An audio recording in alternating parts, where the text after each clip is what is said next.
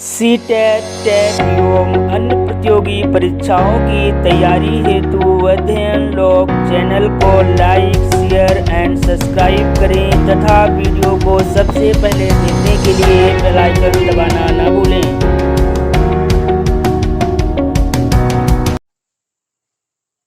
मेरे प्यारे साथियों, नमस्कार। देखिए, आज हम लोग इस बाल मनोविज्ञान की कक्षा में, जो कि अध्ययन लोग चैनल के माध्यम से संपन्न हो पा रही है, इसके अंतर्गत एक बालक के संवेगात्मक विकास के संदर्भ में जानकारी हासिल करेंगे। इसके पहले हम लोगों ने शारीरिक विकास और बालक के मानसिक विकास के संदर्भ में जानकारी हासिल की है। आज इसमें हम लोग आइए देखते हैं कि बालक का संवेगात्मक विकास किस तरीके से हुआ करता है। क्योंकि संवेगात्मक विकास सीटेट के सिलेबस का एक पहलू है। इस कारण से हम लोगों को इसके बारे में जानकारी हासिल करनी है। देखिए, इसको हम इंग्लिश में कहते हैं इमोशनल डेवलपमेंट। Emotional development. इसमें देखिए,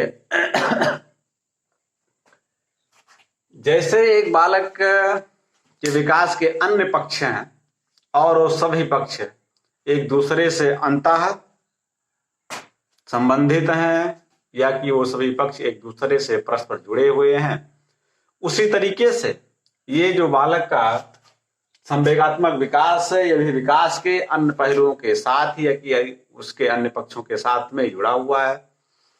इसमें देखिए, हम लोगों को ऐसे सबसे पहले थोड़ी सी जानकारी इस बारे में भी हासिल कर लेनी चाहिए कि संवेग किसे कहते हैं। कहने का मतलब कि संवेगात्मक विकास को पढ़ने से पूर्व संवेग के बारे में भी हम सबको जानकारी हासिल कर लेनी चाहिए। वैसे तो हम लोग संवेगों के बारे में विस्तृत जानकारी बाद में भी हासिल करेंगे, लेकिन यहाँ पर उसकी संक्षिप्त जानकारी हम लोग हासिल कर रहे हैं। देखिए, अगर हम जब इस संवेग शब्द की अगर हिंदी भाषा में ही बात करें, तो ये शब्द दो शब्दों से मिलकर के बना हुआ है। सम धन वेग। सम का मतलब हुआ करता है सही, सम्यक, उचित, ठीक। और ये जो वेग है, इस वेग का मतलब हुआ करता है एक गति। अगर हम जब इसके इस हिंदी शब्द को देखना चाहें तो ऐसा कह सकते हैं कि सम्यक वेग वाला। संवेग का मतलब सम्यक वेग, या कि सम्यक वेग वाला, या कि सम्यक गति वाला। इसके अतिरिक्त अगर हम लोग जब इसके अंग्रेजी शब्द की बात करें, तो जैसा हम लोग जानते हैं कि संवेग शब्द इंग्लिश भाषा के इमोशन शब्द का हिंदी रूपांतर है। इमोशन, इसी इमोशन को ये हिंदी में कहते हैं संवेग। और ये इमोशन शब्द लैटिन भाषा के इमोवेयर शब्द से बना हुआ है। इमोवेयर। और इस इमोवेयर का हिंदी में अर्थ हुआ करता है उत्तेजित करना। उत्तेजित करना, या हिला देना, या हलचल मचा देना। हलचल मचा देना। देखिए, जैसे अभी जब कोई तालाब हो और उस तालाब का जल शांत हो, और यदि जब उसमें हम एक पत्थर फेंक देते हो, तो उसमें एक गति उत्पन्न हुआ करती है, उसमें लहरें उठने लगती हैं, उसमें हलचल मच जाती है। इसी प्रकार से जब व्यक्ति में संवेग हुआ करते हैं तो उस सांवेगिक अवस्था में व्यक्ति उत्तेजित हुआ करता है, उसमें उत्तेजना पाई जाने लगती है। तो देखिए, हम लोगों ने यहां पर इसके शाब्दिक अर्थ के बारे में जानकारी हासिल की। इसके अतिरिक्त कुछ मनोवैज्ञानिकों ने इस संवेग को परिभाषित भी किया है। अगर हम बात करें तो रास महोदय ने कहा है, रास महोदय के बारे में आप सबको भी जानकारी होगी। इन्होंने कहा कि जो संवेग है, संवेग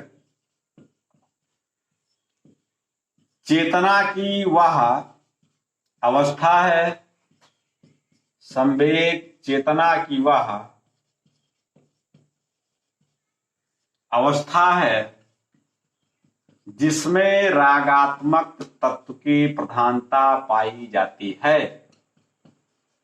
जिसमें रागात्मक तत्व की प्रधानता पाई जाती है। देखिए, ये रागात्मक तत्व क्या है? रागात्मक तत्व होते हैं कि हमारी जो फीलिंग्स होती है, हम जैसा अपने आप को, यानी कि जिस परिस्थिति में हम अपने आप को महसूस करते हैं कि वो परिस्थिति हमारे लिए सुखद है, स्निग्ध है, कि वह इसके विपरीत में है, तो हमारी जो फीलिंग्स होती हैं उसी को ही हम कहते हैं रागात्मक तत्व। तो यहां पर ऐसा कहा गया है कि संवेग चेतना की वह अवस्था है जिसमें कि रागात्मक तत्व की प्रधानता पाई जाती है। इसके साथ साथ वुडवर्थ महोदय ने कहा, वुडवर्थ महोदय ने, कि संवेग व्यक्ति की उत्तेजित, संवेग व्यक्ति की उत्तेजित दशा है, संवेग व्यक्ति की उत्तेजित दशा है। कहने का मतलब कि जब व्यक्ति में संवेग पाया जाता है तो उसमें उत्तेजना का पाया जाना स्वाभाविक है। इसी तरीके से इसी संवेग की कुछ और मनोवैज्ञानिकों ने भी परिभाषाएं दी है। जैसे कि जर्सील्ड महोदय की एक परिभाषा है। जर्सील्ड महोदय ने कहा है कि किसी भी प्रकार के आवेश में आने, किसी भी प्रकार के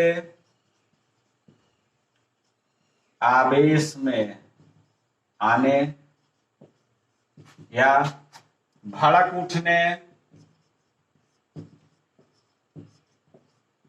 या उत्तेजित हो जाने, किसी भी प्रकार के आवेश में आने, भड़क उठने या उत्तेजित हो जाने की अवस्था को संवेग कहते हैं, की अवस्था को संवेग कहते हैं। इस तरीके से मनोवैज्ञानिकों के द्वारा इस संवेग की तमाम परिभाषाएं दी गई हैं। लेकिन अगर हम लोग जब इसको देखें तो ऐसा पाते हैं कि संवेग की अवस्था में प्राय व्यक्ति में उत्तेजना पाई जाती है। और अब हमको यहाँ पर यह देखना है कि ये जो उत्तेजना पाई जाती है इसका हमारे विकास में क्या योगदान होता है। तो देखिए, जैसा कि हमने आपको ऐसा बताया कि संवेगात्मक विकास भी हमारे विकास के अन्य पहलुओं के साथ में ही जुड़ा हुआ है। और जैसे जैसे हमारे विकास के अन्य पहलू विकसित होते हैं उसी तरीके से संवेगात्मक विकास भी हुआ करता है। अब हम सबको यहाँ पर सबसे पहले देखना यह है कि बालक का संवेगात्मक विकास किस तरीके से हुआ करता है।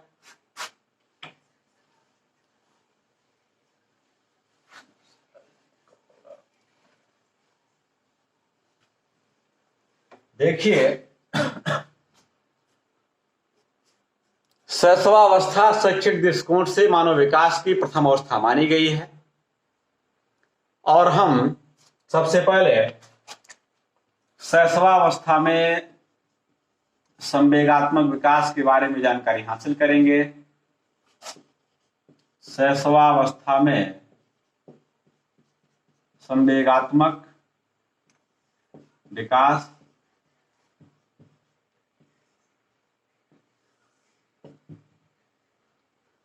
स्पिट्ज महोदय ने कि संवेग हमें जन्म से नहीं पाए जाते हैं, बल्कि जैसे हमारे शरीर के अन्य अंगों का विकास होता है उसी प्रकार से संवेगों का भी विकास होता है। स्पिट्ज महोदय ने कहा कि संवेग एक बालक में उसके जन्म से नहीं पाए जाते हैं, बल्कि जैसे उसके शरीर के अन्य अंगों का विकास होता है या कि उसके विकास के जो अन्य पक्ष हैं वो जैसे विकसित होते हैं उसी तरीके से संवेगों का भी विकास होता है। लेकिन एक महिला मनोवैज्ञानिक ब्रिजेश महोदय ने कि जब एक बालक जन्म लेता है तो उसमें उत्तेजना पाई जाती है।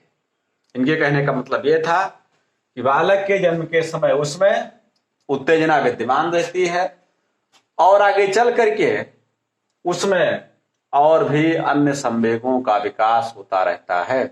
इन्होंने तो ऐसा बताया है कि जब एक बालक 2 वर्ष का हो जाता है तो 2 वर्ष तक होते होते उसमें संवेगों का भी विकास हो जाया करता है। अगर हम लोग बात करें जब फ्रायड महोदय की, तो फ्रायड महोदय ने कहा कि एक बालक जब गर्भावस्था में हुआ करता है तो गर्भावस्था के दौरान भी वो संवेगों की अनुभूति करता है। कहने का मतलब कि एक बालक में जो सांवेगिक भावनाएं हैं वह गर्भावस्था के दौरान भी पाई जाती हैं। इसी तरीके से वाटसन ने कहा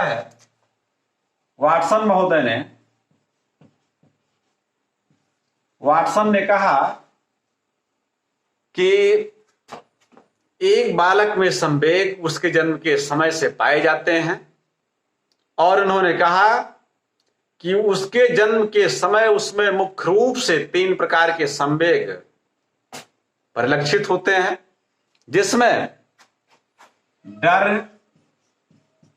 रोष और प्रेम, ये 3 प्रकार के ऐसे संवेग वाटसन महोदय के द्वारा बताए गए हैं कि जो बालक में उसके जन्म के समय से ही पाए जाते हैं। लेकिन वाटसन महोदय के इस स्टेटमेंट का खंडन प्रैट महोदय ने किया। प्रैट महोदय ने कहा कि कभी कभी ऐसा होता है कि अगर हम बालक को जब कुछ करने से रोकते हैं या कि अगर हम उसके जब किसी काम में किसी प्रकार का जब कुछ व्यवधान डालते हैं तो वह हम पर कुछ रोष ना व्यक्त करते हुए या कि वो हम पर क्रोध ना प्रकट करते हुए बल्कि वो शांत हो जाता है या कि वो कुछ और अन्य प्रकार की क्रियाएं करने लगता है। लेकिन ऐसा आवश्यक रूप से नहीं देखा गया है कि वो क्रोध ही व्यक्त करे। लेकिन फिलहाल हम लोग ऐसा तो कह ही सकते हैं, वाटसन महोदय के अनुसार एक बालक में उसके जन्म के समय मुख्य रूप से 3 प्रकार के संवेग पाए जाते हैं, डर, रोष और प्रेम। तो जैसा कि हमने आपको बताया कि स्पिट्ज महोदय ने कहा कि जो संवेग हैं वो हम में जन्म के समय से ही नहीं पाए जाते हैं, बल्कि इनका विकास हुआ करता है बाद में। जिस तरीके से हमारे मानव व्यक्तित्व के अन्य अंगों का विकास होता है, उसी तरीके से संवेग का भी विकास हुआ करता है। लेकिन इसके साथ साथ श्रीमती ब्रिजेश महोदय ने कहा कि एक बालक में उसके जन्म के समय उत्तेजना पाई जाती है, लेकिन जब वो प्रायः 2 वर्षों का हुआ करता है तो उसमें संवेगों का विकास हो जाता है। अब हमको यहां पर देखना यह है कि इस शैशवावस्था में संवेगों के विकास का क्रम क्या है। तो देखिए, एक बालक जब शैशवावस्था में हुआ करता है तो शिशु के जन्म के समय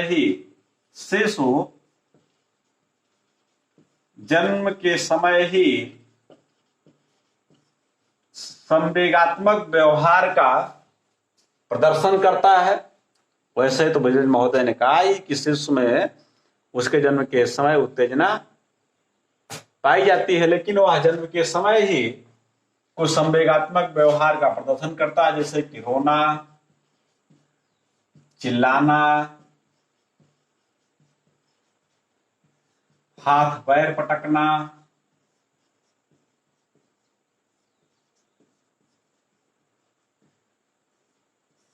आदि ऐसी क्रियाएं हैं कि जो एक बालक अपने जन्म के समय से ही प्रारंभ कर देता है। लेकिन इसके साथ साथ फिर और आगे जब वो चलता है तो कुछ समय तक हम ऐसा देखते हैं कि उसके संवेगात्मक व्यवहार में अस्थिरता पाई जाती है। अस्थिरता, देखिए ये अस्थिरता आप कैसे देखते हैं कि भैया वो कहाँ है, वो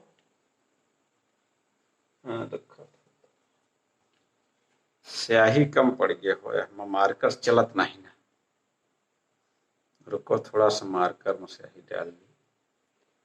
हाँ, तो देखिए हम लोग यहाँ पर पढ़ रहे हैं संवेगात्मक विकास के बारे में, और जिसमें कि शैशवावस्था में सांवेगिक विकास के बारे में हम लोग पढ़ रहे हैं। शैशवावस्था में एक बालक जब जन्म लेता है तो उसमें कुछ उसके ऐसे व्यवहार होते हैं कि उस व्यवहार में कुछ प्रकार के संवेग प्राय देखे जा सकते हैं। इसी तरीके से उसके व्यवहार में अस्थिरता पाई जाती है इस शैशवावस्था में। जैसे कि अगर एक जब रोता हुआ बालक आप देखें कि यदि वो जब रो रहा हो और उसी रोने के दौरान अगर आप उसके सामने एक खिलौना ला करके रख दें तो उसका रोना तुरंत शांत हो जाता है। वो अब ऐसा क्यों है कि वो अभी तो बहुत तेज से रो रहा था, लेकिन वो उसी खिलौने को पाते ही शांत हो गया, क्योंकि अभी उसके जो संवेग है वो इस शैशवावस्था में अस्थिर है, उसमें स्थिरता नहीं पाई जाती है उतनी मात्रा में कि जितनी मात्रा में उसमें स्थिरता पाई जानी चाहिए। साथ ही साथ शिशु के संवेगात्मक व्यवहारों में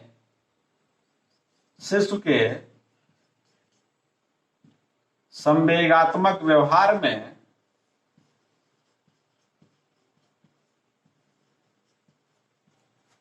तीव्रता होती है, तीव्रता पाई जाती है। अब देखिए, अभी हमने आपको पहले बताया कि उसके व्यवहार में अस्थिरता पाई जाती है, परिवर्तन होता रहता है। उसी तरीके से उसका जो संवेगात्मक व्यवहार है उसमें अस्थिरता भी पाई जाती है, उसमें अत्यधिक तीव्रता भी पाई जाती है। अब एक ऐसे संभव है, कैसे आप इसको जान पाएंगे, क्योंकि एक बालक को जैसे ही भूख लगती है वह तुरंत रोने लगता है। भूख लगते ही वह रोने अथवा चिल्लाने लगता है। इस तरीके से हम ऐसा कह सकते हैं। और वही बालक जब ये कुछ बड़ा हो जाया करता है तो अगर उसको जब भूख भी लगी रहती है तो भी वह इस तरीके की क्रियाएं जैसे कि रोना चिल्लाना आदि नहीं करता। तो हम ऐसा कह सकते हैं कि उसका जो संवेगात्मक व्यवहार है उसमें तीव्रता पाई जाती है। साथ ही साथ शिशु के संवेगों में अस्पष्टता के दर्शन भी होते हैं। अस्पष्टता देखिए, प्रारंभ में अगर जब शिशु रोता है या वह चिल्लाता है तो आप उसके कारणों को स्पष्ट रूप से नहीं जान पाते हैं कि उसके रोने या कि उसके चिल्लाने का कारण है क्या। केवल हम कुछ उसके बारे में अनुमान ही लगाते हैं कि वो क्यों रो रहा होगा। इसी तरीके से अगर हम जब अगले पॉइंट की बात करें तो संवेगों का कर्मिक विकास हुआ करता है। कर्मिक विकास आप कैसे जान पाएंगे? जैसे एक बालक अगर जब किसी भी प्रक्रिया पर पहले मुस्कुराता है तो बाद में वह उसी प्रक्रिया पर जो उसकी एक प्रतिक्रिया होती है उसे हंस करके भी व्यक्त करने लगता है। तो हम यहां पर क्या देख रहे हैं कि जिस प्रक्रिया पर वह अपनी प्रतिक्रिया पहले केवल मुस्कुरा करके देता था, अब इस क्रमिक विकास के परिणाम स्वरूप वह उस पर हंसकर अपनी प्रतिक्रिया को व्यक्त कर रहा है। इसके साथ साथ एक बालक जब 3 वर्ष का हुआ करता है तो उस 3 वर्ष की बालक के संदर्भ में जस्टिन महोदय ने कि 3 वर्ष का बालक अपने साथियों के साथ प्रेम प्रकट करता है और वह उनके साथ में खेल भावना का भी प्रदर्शन करता रहता है। अर्थात कहने का मतलब कि उनके साथ में वह खेलने लगता है। इस तरीके से इसी के संदर्भ में ही एलिस्क्रो महोदय ने कहा कि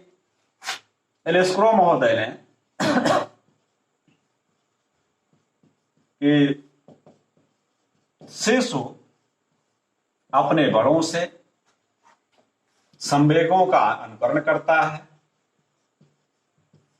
अपने बड़ों से कहने का मतलब कि उसके जो उससे कुछ बड़े व्यक्ति होते हैं वो उनको देख करके और उनके अनुसार ही प्राय संवेगों के अभिव्यक्ति करना चाहता है। तो यहां पर देखिए, अगर हम लोग जब देखें तो हम सबने सबसे पहले ऐसा पढ़ा कि जो संवेग हैं वो जैसे कि हमारी गाड़ियों में एक्सीलेटर होते हैं कि जब उस एक्सीलेटर की गति चाहे कुछ तीव्र हो जाए और चाहे उसकी गति जब कुछ मंद हो जाए तो उसी की ही गति के ऊपर उस गाड़ी की भी गति निर्भर होती है। उसी तरीके से एक व्यक्ति में जो संवेगों की दशा है उसी दशा के ऊपर ही उसके जो व्यक्तित्व का भी विकास है वह भी निर्भर करता है। साथ ही साथ वो संवेग एक व्यक्ति का जो व्यवहार है उसको भी निर्धारित करता है।